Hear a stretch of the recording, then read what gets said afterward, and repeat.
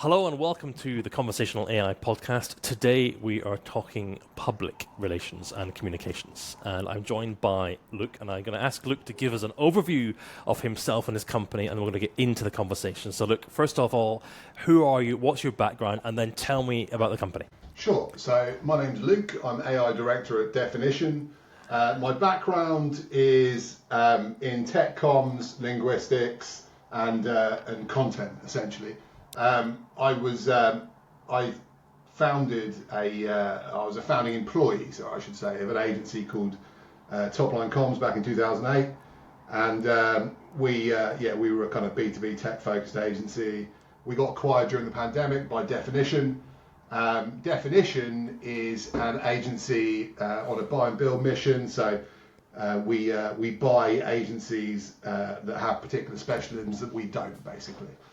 So we are the sum of, I think, 6 or 7 different agencies now across London, Manchester and Leeds, doing everything from PR, comms, video, language training, customer experience, research, events, like loads of different bits and pieces, internal comms, graphic design and brand and stuff like that. So yeah, we are an amalgamation of lots of different agencies pretty much, and that's what led us down the generative AI and the conversational AI route back in November 22 when ChatGPT was launched. Gotcha. Because the world did change for quite a lot of us, I think, in end of November then.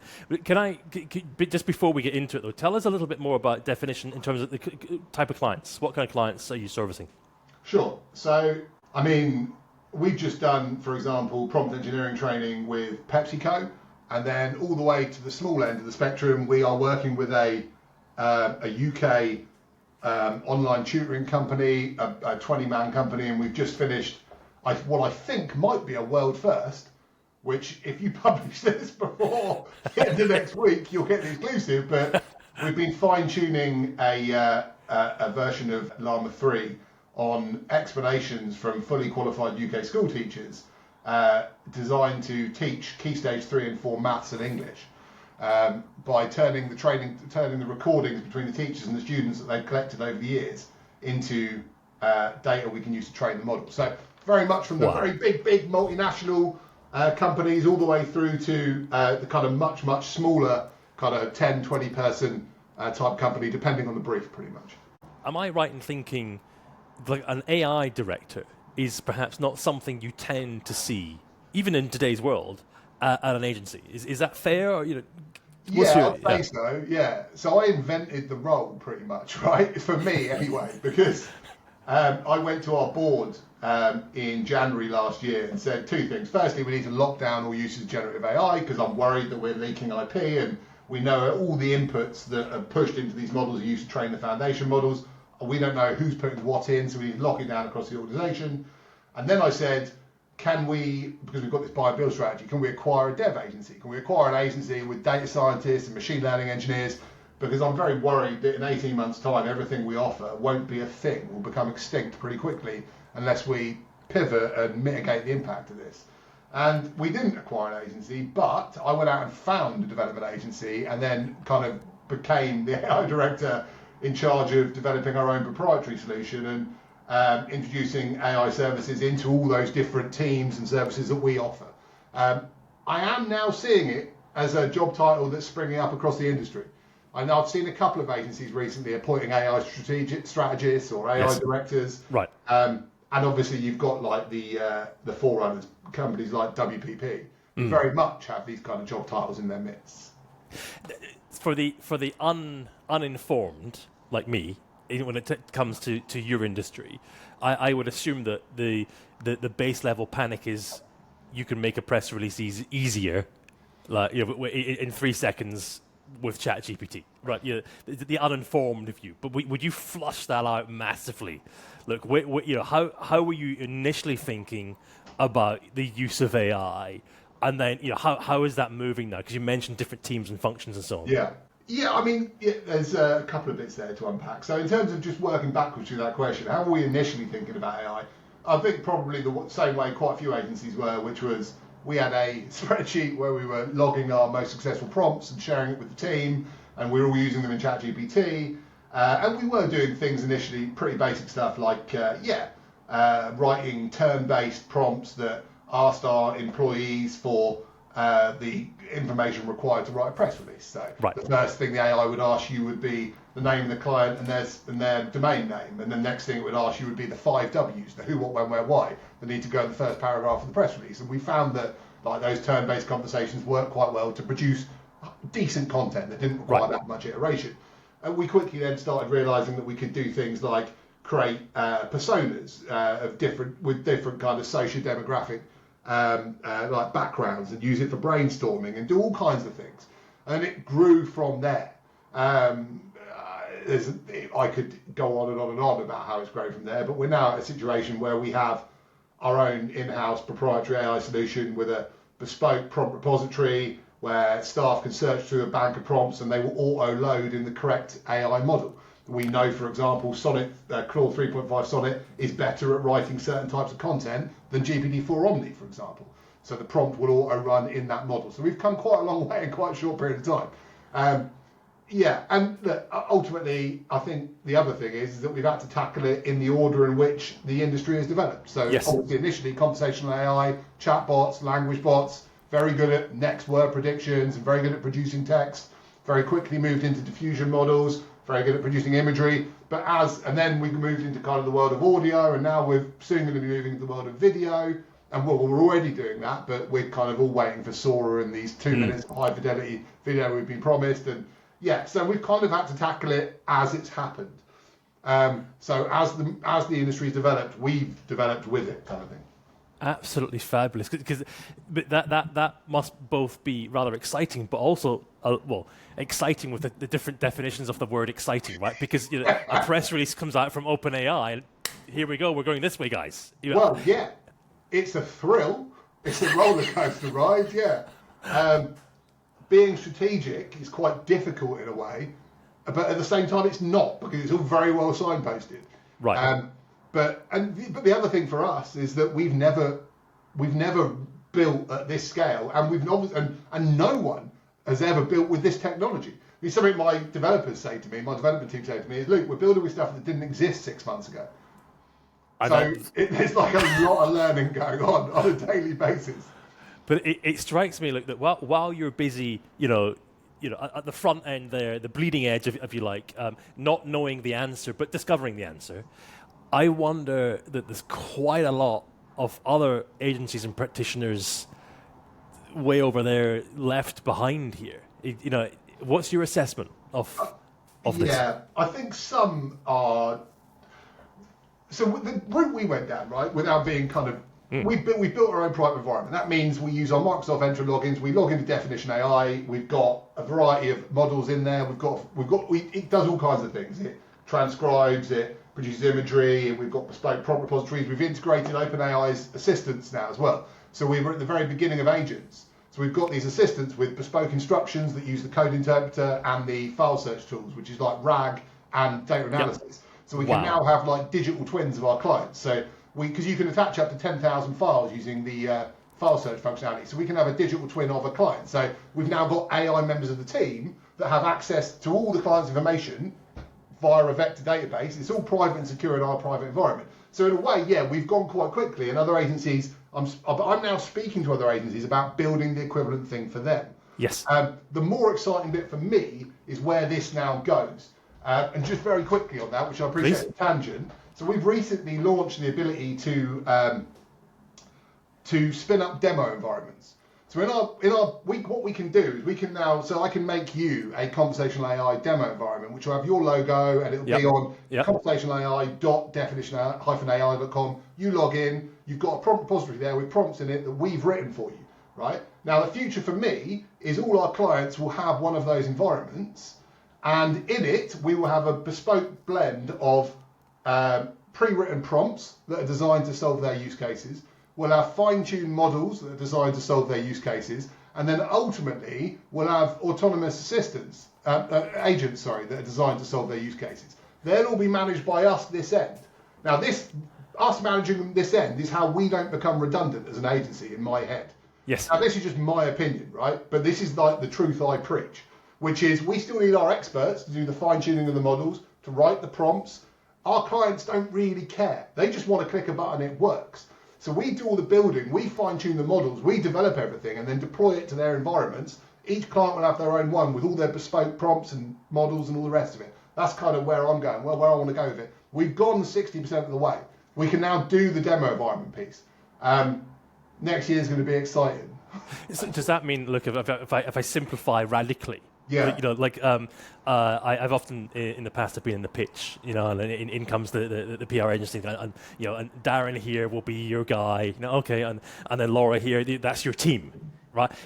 Can you envisage a time whereby it's essentially, here is Paul, your assistant, right? Or Linda, your employee or your digital employee. Yeah, but then you'd have a human support around that. There's no answer, right? There's no right answer. Paul and Linda will be emailing the client, prompting them. Now that's really very, very interesting, very exciting.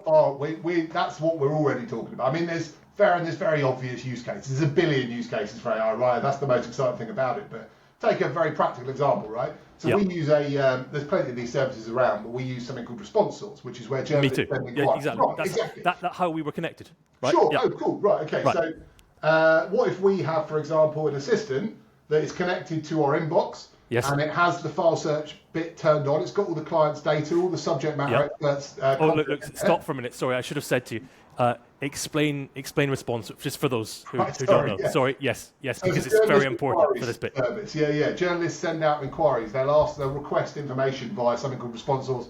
There's other ones called help a reporter out, Harrow. If you just go onto Twitter and use the hashtag journal request, you'll see lots of requests from journalists looking for information, case studies, all those bits and pieces. So we get them directly into our inbox. Now we have a situation where we very soon may have an assistant that will see the email come in from that address.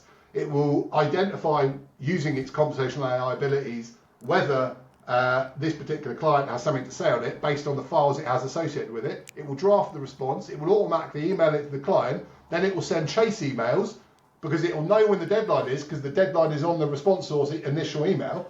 It will chase them, and then it will come back to our team and say the client has signed this off, send it to the journalist, or we remove the humans altogether. Maybe in 2 years' time, is your digital agent is talking to the client's digital agent? We are, yeah. It's really cool, really cool.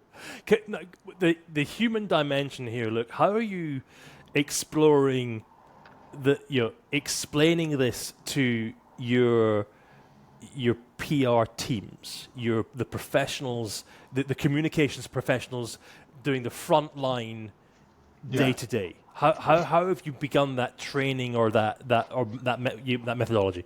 It's difficult, man. Bear in mind. So initially it was a case of doing what is AI basic training with everybody in the company. Then it was a case of showing them how to use the proprietary solution we developed. Then it was a case of showing them how to use it better, i.e. doing basic prompt engineering training with them, showing them the basic tips and tricks and techniques they can use to get more out of the model or more out of the models they're using. Now we're moving into a phase of, we're currently undertaking a piece of work where we move between each team in each 3 offices and identify pain points and areas they're struggling with, and then put a more kind of concrete plan in place. I think the issue will be that at the moment, the AI team is me and 2 other people on a part-time basis plus a development team. And once again, this is my opinion, and my company will not be surprised to hear me say this, but I think we will quickly reach a point where we need more resource to chuck at this, because what we want to be is a central function that supports all our teams. At the moment, we're doing a deeper dive on understanding how we can do that. I mean, we've had other things in place as well, like we have a prompt request form, so anybody in the company can request a prompt. Our prompt engineering team will write on it, upload it to that bespoke prompt repo, test it, let them know it's there. They don't need to know how to write the prompt. It's already there for them, kind of thing. We've got an assistant request form, so they can request an assistant to do their qualitative analysis, for example. So the other day I was writing an assistant to help somebody move through free text survey data, and the assistant looks for exact match names of a brand, but also phonetic variations of it. Wow. because it's that. Cause obviously, it's conversational AI. It can do that, right? Like, so we can look for like things like that as well. So we've got request forms for different features, different assistants and prompts. But yeah, we're doing a deeper dive at the moment that will help us kind of inform our 2025 strategy. When you're talking to clients, I would imagine that you would be blowing them away. I mean, is that fair? Is that a fair assessment? Because it sounds deeply impressive to me. Look, I mean, that sounds a little bit like I'm getting off on my own hype, man. Like, I wouldn't say that. I'd say that when you, I'd say the biggest challenge, and this is not news to anybody, is understanding the use cases, right? Is understanding how you can use it, how it can do things for you. And when you explain to a client, when I get excited about like, so we integrated Claude 2.1, right? Because it had a 200K context window, and the client's like, we don't give it, nobody cares. like, why? Right? Yeah, And I'm like, no, this is wicked. And they're like, why? I'm like, because look. And I demonstrate, and then we were like, because we could include 15 award entries you've previously written in a prompt that now writes your award entries for you. So when you help them realize the value, when you show them it, they're like, right, that's why you're excited. So like Anthropic this week shipping an enterprise version of Claude that's got 500K context window. They were very keen to point out, because obviously it's reams and reams of code you're pushing in it. If you're an enterprise type company, like bringing it to life is what excites clients. The things that excite me are not the same things that excite the clients. The clients that get excited by the use cases, by the fact that suddenly I mean, in a sad way, like they don't need to use as many copywriters over here to do this thing because this can do it, for example, or they don't need to use as much translation agency resource because this can do it, for example. That's what excites them. Is that so? I hear you, because that's a sensitive question. Yeah. It's a sensitive issue. But then I would imagine there are emerging skills, emerging types of discipline that you and the industry is going to need to hire. Yeah, I think so. I think a lot of I think a lot of people can reskill as well, not just hire. Yes. I think people who I work with internally think that there is a level of technical proficiency required to do things like prompt engineering and draft instructions for OpenAI's assistants and stuff like that. And to a degree there is, but it's not, the bar's fairly low. I mean, if you understand how to use like XML tags, you can write delimiters in prompts and just basic techniques and things. And I think people are capable of way more than they think they are. Yes. And they think they're going to therefore like struggle with it. And actually, I think a lot of it's going to come down to reskilling on our end, at least. I don't know about other agencies or internally at clients.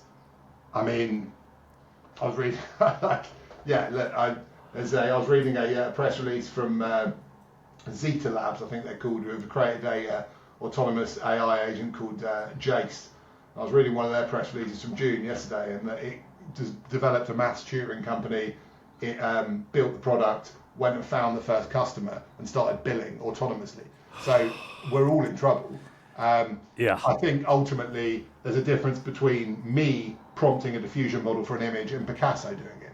And that's the point I try and make internally, which is the expertise we still need experts. Clients will still want to know that we've got experts who are overseeing these things, who are fine-tuning the models, who are signing the stuff off. Yes. Like, I can't give a diffusion model the lighting, composition, camera angle, all the rest of it that somebody who spent the last 15 years directing video shoots can, for example. So, yeah, it's a combination of reskilling, but also understanding that, like, the human expertise will still be required.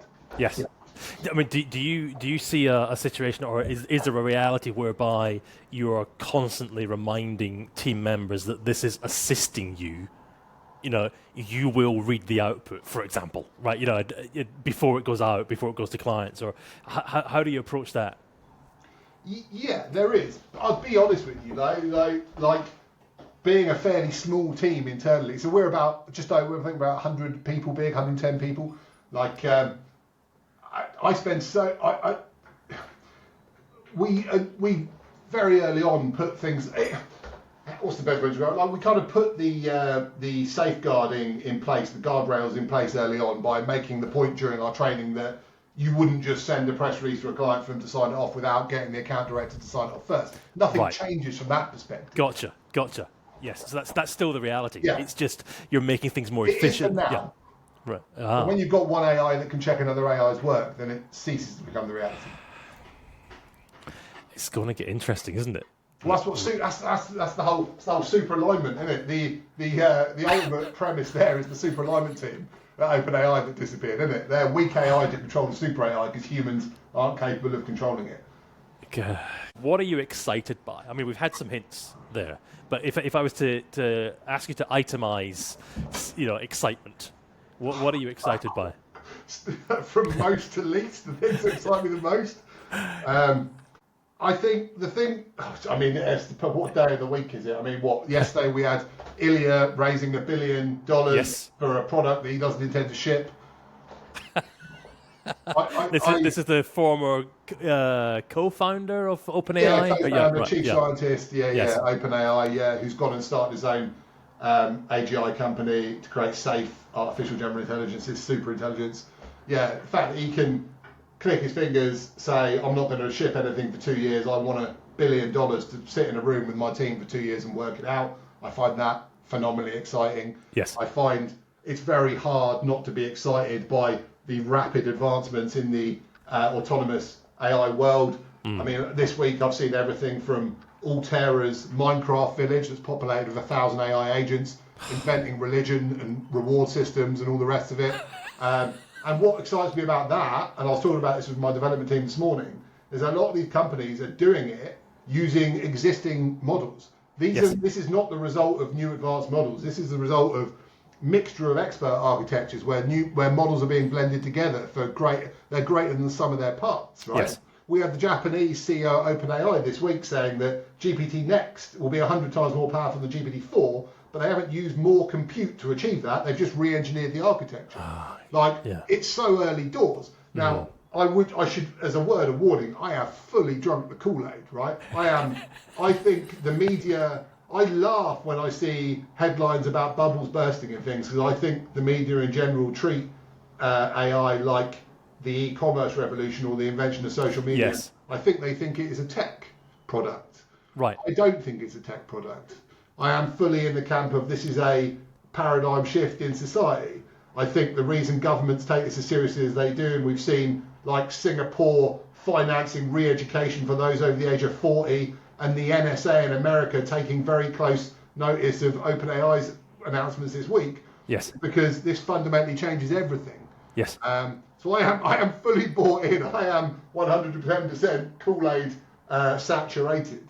But that's not for the fun of it, though. If I was to support that look, it's not Kool-Aid. I do meet a lot of people that are very enthusiastic, almost, dare I say, religious when it comes to AI, and especially Gen AI. But I would imagine you're seeing the output benefit of it daily. Yeah. Right? Your teams are seeing it, right? It's not right. So we can go, oh, that was a bubble. We'll keep that, thank you, because it's still. It doesn't matter but also it doesn't matter what any of us say or do, because this is never going to not be a thing, right? Yes. Like my mate was saying to me this morning, who he sold his software company at the same time we got acquired. So we chat about this kind of stuff, and he's like, isn't it true that OpenAI and Google and Microsoft only done 40 billion of sales, but invested 500 billion in building stuff? I'm like, yeah, it is, but look how quickly Ilya raised $1 billion by clicking his fingers and not shipping anything. And are you going? Is your agency? When are you going to stop paying money to these companies? Yeah, and if the private sector investment dried up, if the PE went away and the VCs went away, governments would finance it. Yeah. The US administration would happily fund it, just like the Chinese government is currently doing. No, this is not a bubble. This is something different. So that excites me. The kind of the advanced abilities with current models, and then the other, obviously, the big thing that's incredibly exciting because it's terrifying, is the autonomous piece, is the agents piece, which seems to be developing at a rate of knots. We've got research out recently showing that we now have agents that can beat the average human at web navigation, for example. Where do you see opportunities in terms of conversational AI managing that engagement that some of your clients are using, kind of the front end aspect. Yeah, sure. I think the reason. So on my LinkedIn profile, like my little tag that I came up with myself was "Don't look and sound the same." Right. So like we have a language team at Definition that is full of. We have behavioural psychologists, we've got linguists, we've got some of the best language professionals in the country, right, in this team. And as such, we do a lot of training with big companies around the world, and we do a lot of tone of voice work and stuff like that. Now, I think there's a big difference when it comes to conversational AI between setting up a chatbot and setting up a chatbot that speaks and talks in your tone of voice. A tone of voice, for example, that has been shown empirically to reduce churn rate in customers or to reduce the amount of calls your customer service desk gets. So a good example of that is, and there's a case study on our site about this, I can't remember exactly, but just on a tangent, the beauty of being acquired is that I then get to work with these kind of companies. So we got acquired, we got put with another company called Schwa that was acquired. They're the team of language experts, but they did some work for HSBC, for example, where they rewrote their customer help guides. It reduced their calls to their customer service help desk by X amount, which reduced their expenditure on it by 6 figures. Crazy. Yeah. Right. Now we are now in the same world with conversational AI, and there's a brilliant case study on Google's site about somebody using Gemini, a company using Gemini for this. But this is the future, I think, from a language and conversational AI perspective for us, is using the tone of voice work we've done in the past, using our kind of ability to simplify stuff and turn our tone of voice guides into prompts that can rewrite stuff, but also pushing our tone of voice into the conversational AI assistants that these companies use to communicate with various stakeholder groups. It really can make a massive difference if you change your sentences from passive to active. It can really, your verbiage, your sentence length, your adjective use, all these things make palpable differences to bottom lines of companies. I think so many people, for obvious reasons, aren't thinking about that aspect, right?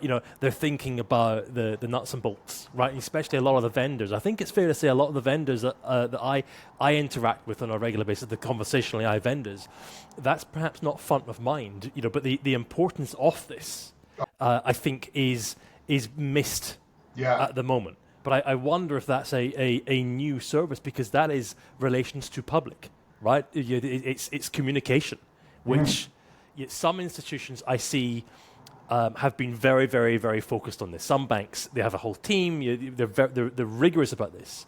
But then that comes with. Let's take a look at UK banks. You have NatWest, their conversational AI, Cora, right? Lloyd's, virtual assistant. It's just called virtual assistant, right? No name, nothing. Santander, Sandy, right? Really interesting. I think HSBC is just welcome to our. It's got a name, and they use it once or twice, but it's not standardized. If I remember, is it that kind of thing that you're looking at? Yeah, there's the language that it's using is all important. I think ultimately the nuts and bolts, as you described it, the tech itself, we're going to get to the point pretty quickly where everybody can build something that's pretty competent, pretty capable, right? And it will be as good as it can be, and the tech is the barrier to the tech is lowering all the time. It's becoming easier and easier to deploy these kind of things that are incredibly competent. I think deploying the right conversational AI to talk to the right audiences, using the right language and the right tone of voice is the bigger win in a way. Fine tuning that model with thousands of examples of before and after use, split into adjective, verbiage, sentence length, all the rest of it, is what's key. And that's the kind of work we're now looking at with companies, from a language perspective at least. Look, for those who are thinking, goodness me, we should be having a conversation. What's the best way of reaching the company and then reaching you? So our web address is thisisdefinition.com. My name is Luke Budka, Budka. So you can email me luke.budka@thisisdefinition.com, or find me on LinkedIn, which is the LinkedIn domain name /the Generative Generation, which is a Prodigy shout out, right? It's a reference. But I'm fairly noisy on LinkedIn, so you'll find me going on about stuff on there as well. But yeah, feel free to reach out through the website. Always keen to talk to brands who are looking to sound and look a little bit different when it comes to using conversational AI and generative AI in general. Fantastic. Look, thank you so much for taking the time. No, thank you. And yeah, all the best. Cheers, mate. Bye-bye.